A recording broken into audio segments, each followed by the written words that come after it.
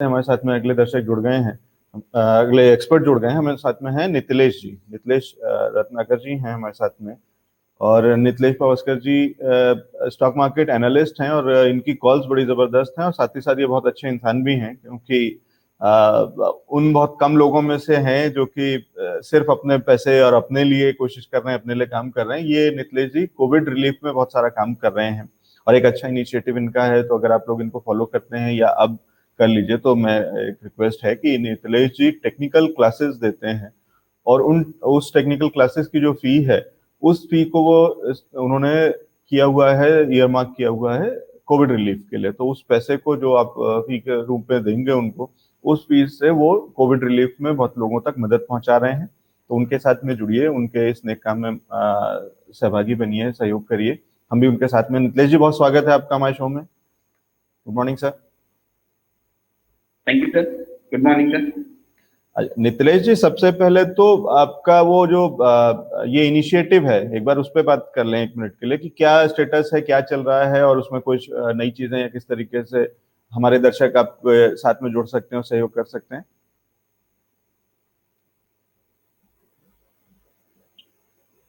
जी हाँ sir. Actually मैं अभी टेक्निकल जो सिखा रहा हूँ, जो भी कुछ फीस आ रहा है वो हम लोग वहाँ पे ये कर रहे हैं। लेकिन हम लोग ये नहीं करे कि फेसबुक पे ऊपर शेयर कर दिया या फिर कहीं पे फोटो पोस्ट कर दिए।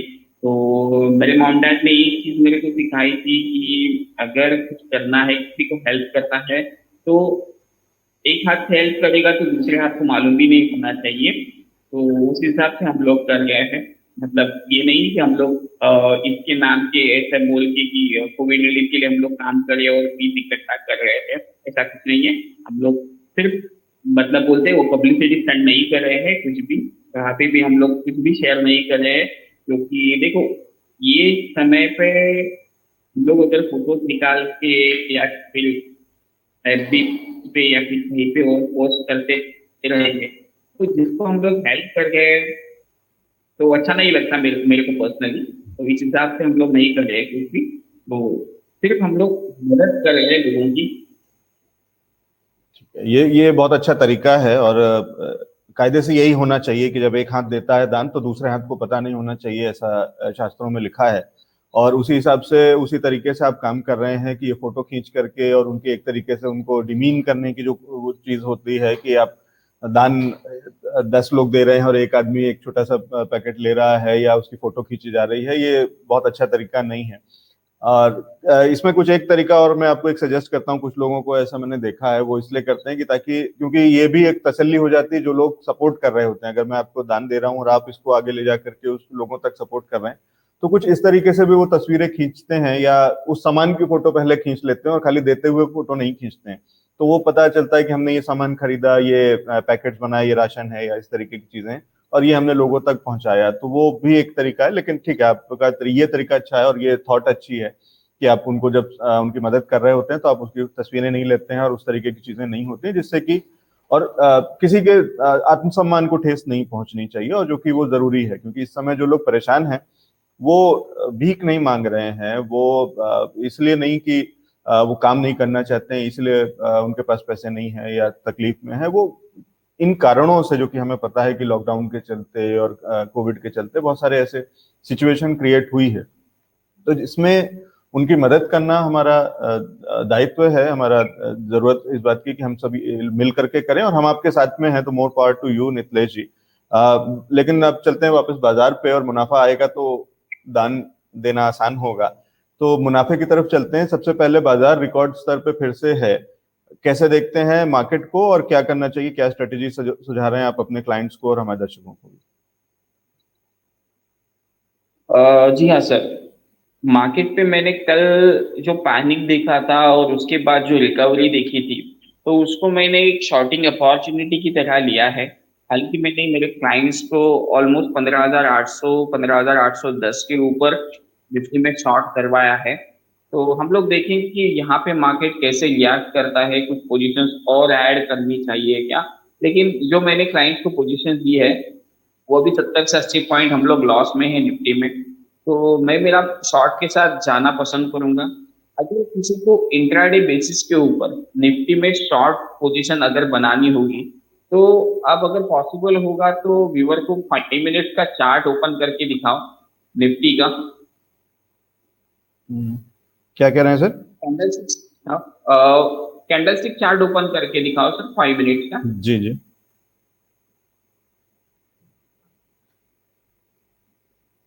तो अगर आप निफ्टी में भी देखोगे कि ओपन होने के बाद थोड़ा सा साइडवेज नेचर में है निफ्टी, तो जैसे ही जो 15,875 70 का लेवल अगर ब्रेक कर देगा, तो 30 से 35 रुपए के स्टॉप लॉस के साथ हम लोग निफ्टी में पोजिशनल शॉर्ट बना के जा सकते हैं।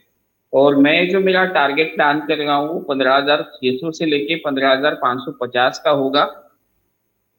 30 रुपए का या फिर 35 रुपए का मोटा मोटी स्टॉप लॉस पकड़ के चलो, 15,910 रुपए का स्टॉप लॉस। अगर कभी बेचना है, ये अगर 15,875 या फिर 70 अगर ब्रेक कर देगा तभी बेचना है इसको। ठीक है, ये सलाह है, मतलब कह रहे हैं कि शॉर्ट की अपॉर्चुनिटी बन रही है नितलेश जी। और सर इन्हीं लेवल्स पे एक बार फिर से लेवल्स फिर से बता दीजिए। 15,875, 15,875 सर। अच्छा, 85 के आसपास तो अभी ऑलरेडी है जी यही। हाँ सर, 15 रुपए का वेट करो या फिर 10 रुपए का थोड़ा सा वेट करो, 10 पॉइंट्स का। तो उसके नीचे मेरे को थोड़ा सा कंफर्ट आ जाएगा बेचने में, क्योंकि मैं लेवल्स के ऊपर जो काम करता हूँ, तो लेवल्स एक बार ब्रेक होने दीजिए, और 75 का लेवल एक बार ब्रेक होने दीजिए, उसके बाद सर बेचनी। ठीक है, तो ये वो लेवल्स हैं, नितलेश जी कह रहे हैं कि अगर इनके नीचे आता है तो एक शॉर्टिंग अपॉर्चुनिटी बनती है। तो जो ट्रेडर्स, जो लोग पूछ रहे थे हमसे, सुबह कई लोग सवाल कर रहे थे कि इसमें कहाँ पे ट्रेडर्स के लिए कहाँ अपॉर्चुनिटी है, तो उनके लिए ये अपॉर्चुनिटी एक नितलेश जी सुझा रहे हैं कि एक बहुत शॉर्ट टर्म इंट्राडे इंट्राडे होगी सर ये। नहीं सर, मैं ये पोजिशनल कैरी करना पसंद करूंगा। सिर्फ मेरा 35 से 40 पॉइंट का स्टॉप लॉस होगा सर। अच्छा, ठीक है, तो ये राय आती हुई नितलेश जी की निफ्टी पे, जहाँ पे शॉर्टिंग अपॉर्चुनिटी कह रहे हैं बन रही है। ठीक है, इसके अलावा सर कोई और रिकमेंडेशन है या मैं सवाल ले लूं दर्शकों के? जी हाँ सर, आप सवाल ले लीजिए। ठीक है, सवालों से पहले सर एक बार अपडेट ले लेते हैं, जो आपने जो इससे पहले जो हमें स्टॉक्स दिए थे उसमें क्या क्या स्टेटस है। कोल इंडिया ने तो मेरे ख्याल से एक अच्छा मुनाफा दिया है। जी हाँ सर, कोल इंडिया उसको चलने दीजिए सर। अगर आपको मालूम होगा कि लास्ट शो में हम लोगों ने जो ऑरो फार्मा बोला था, वो काफी अच्छा मोमेंटम गया ऑरो फार्मा में। सिर्फ 4 से 5 रुपए के स्टॉप लॉस के साथ हम लोगों ने बोला था कि इंट्राडे बेसिस के ऊपर लेना चाहिए। 15 से 20 रुपए का ऊपर में टारगेट भी बोला था, और उसके बाद तो 1,020 तक चला गया। वो अपने नसीब में नहीं था ऐसा समझ के छोड़ दीजिए। क्योंकि कभी कभार इतने मेरे को उस दिन मैसेजेस आए कि यार मिथिलेश, 980 के आसपास हम लोग निकल गए, उसके बाद 1,020 गया। तो होता रहता है, ये चीजों के ऊपर फोकस मत करो, जो मिला उसमें सेटिस्फाइड रहने की कोशिश करो। एग्जैक्ट लेवल्स तो कोई भी नहीं बता सकता है, तो इसलिए उस पे बहुत ज्यादा परेशान होने की जरूरत नहीं कि और मुनाफा हो सकता है या नहीं। तो कोई भी नहीं बता सकता, लेकिन ये अच्छे लेवल्स थे सर। एक बार एक आपने पीएनबी भी मेरे ख्याल से दिया था। जी हाँ सर, पीएनबी ऑलमोस्ट मैंने बोला था 40-41 के आसपास। तो मैंने क्लाइंट्स को बुलाया सर, इसको होल्ड करके रखना है, कुछ प्रॉब्लम नहीं है। जैसे ये 45 का लेवल ऊपर में ब्रेक कर देगा, तो और पोजीशन इसमें ऐड कर सकते हैं। हालांकि मैंने स्टॉप लॉस 35 रुपीज का दिया है, तो वो बने रही है। लेकिन अगर डर लग रहा है किसी को, तो 39 रुपीज का स्टॉप लॉस करो। जहां से उसने ब्रेकआउट दिया था वो लेवल के आसपास स्टॉप लॉस लगा सकते हो। लेकिन अगर 45 का लेवल अगर ब्रेक कर देगा और उसके ऊपर सस्टेन हो जाएगा, तो पोजीशंस उसमें और ऐड करो। और तब मैं वहां पे बोलूंगा कि 42 रुपीज का स्टॉप लॉस ट्रेल करो। ठीक है, ये रहा नितलेश जी की पीएनबी पे। सर सवाल ले लें उससे पहले एक सवाल है दिनेश शर्मा जी का, और वो मैं आपसे भी पूछ लेना चाहता हूँ कि क्या मीडिया सेक्टर में कोई अपॉर्चुनिटी आप देख रहे हैं?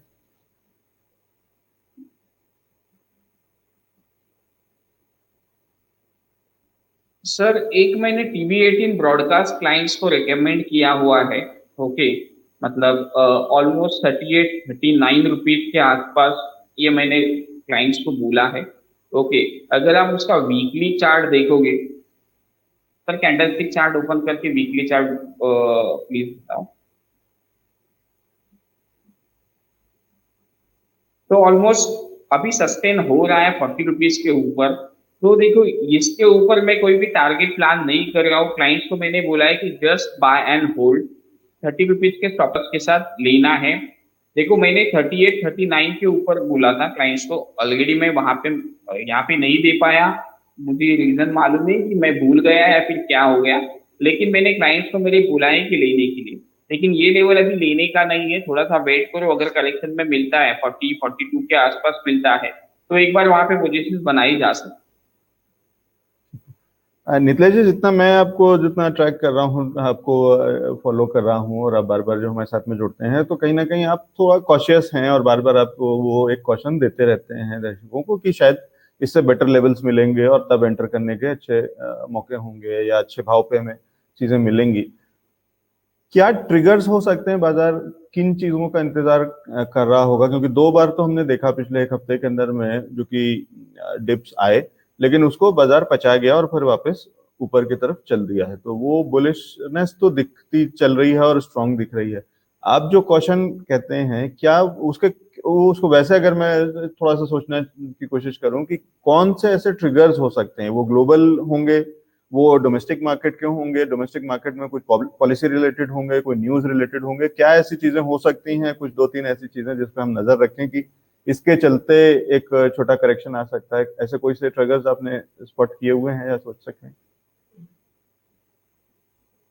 सर मैं अगर पर्सनली बोलूंगा, अगर मेरा इतना एक्सपीरियंस या फिर जो भी मैंने स्क्रीन बेस्ड सीखा है, तो मैं एक यहाँ पे चीज कहना चाहूंगा। मैं मेरे हर स्टूडेंट्स को हर क्लास में कहता हूँ, गर्लफ्रेंड को रूठने का और निफ्टी के टूटने का सिर्फ बहाना चाहिए होता है।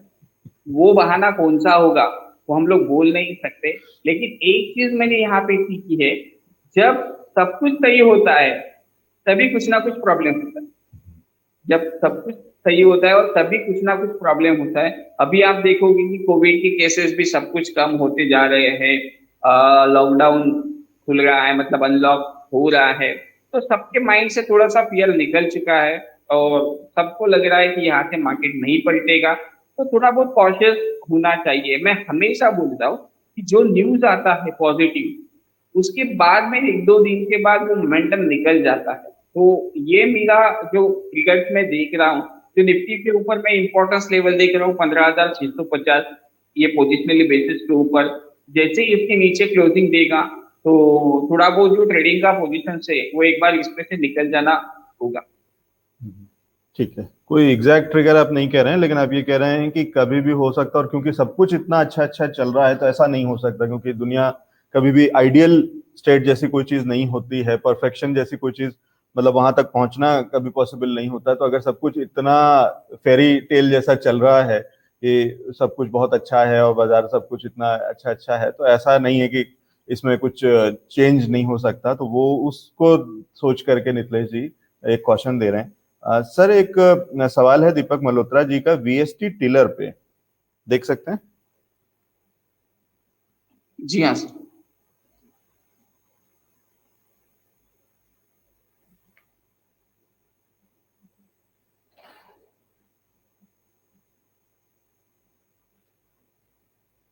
सर इसको होल्ड करो, 2100 रुपए के ऊपर जब तक है तो होल्ड करना चाहिए। आई थिंक ये मैंने पहले भी कहा था कि अगर ये 2150 का लेवल अगर ये ब्रेक कर देगा, तो वो फिर से जहां से ब्रेकआउट आया था उसी लेवल के आसपास फिर से आते हुए दिखेगा।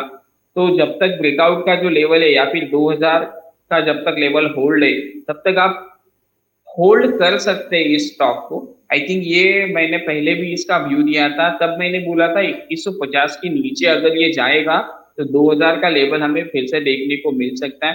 तो अगर आप देखोगे इसमें फॉलो बाइंग नहीं आई है, तो अभी मैं जिनका भी पोजीशन है उनको एक बात कहना चाहूंगा, 2160 रुपए के ऊपर या फिर 2150 रुपए के ऊपर जैसे ये सस्टेन होने लगेगा, तो स्टॉप लॉसेस को ट्रेल करते रहिए, फिर से ऊपर जा सकता है। लेकिन मेरे लिए ये एग्जिट हो चुका है, क्योंकि मैंने तब भी बोला था 2150 के नीचे इसमें से निकल जाना चाहिए।